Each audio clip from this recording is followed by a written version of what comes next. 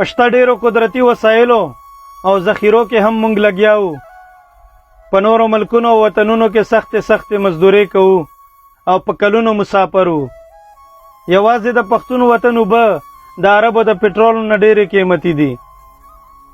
دا ټک نه تر کندهار پورې ډېر ښه او د اعلی کوالټۍ تیل دومره ډېر دي چې که کلونه مسلسل راوویستل شي نو ختمېدل خو لرې خبره ده، کم به هم نشي.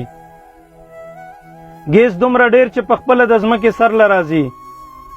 قیمتي کاڼي، جیم سټون لکه زمرود او دغسې نور د دنیا هر قسم معدنیات، د قیمتي فصلونو او میوو دپاره مناسب ماحول، خواب و هوا او زرخیزه ځمکه، قیمتي ونې بوټي او په هره سیمه کې د خوږو اوبو چینې، د سیل سپټۍ یعنې ټوریزم دپاره بلها قدرتي، تاریخي او مذهبي ځایونه دي چې هر کال ته لکونه ډالره ګټه پورته کولی شو.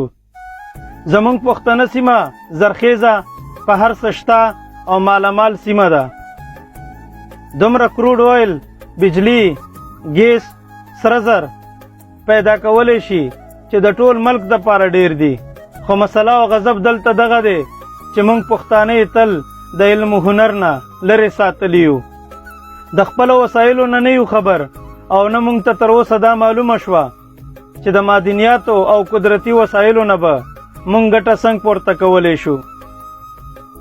ځکه چې موږ تل د نورو سیاسي خلکو دپاره د زنده‌باد او مرده‌باد چغې والي دي او لا لګیا یو وهو یې. که چېرته دغه انرژي چې موږ یې نورو خلکو ته مصرف کوو د خپلو وسایلو دپاره استعمال کو، یو موټی شو او د دې دپاره تحریکونه وچلو، نو حاله به د دې قدرتي وسایلو او نیچرل سورسز نه ګټې پورته کو او بیا به موږ په نورو وطنونو کې سختې مزدوري هم نه کوو او خوشحاله ژوند به تیرو.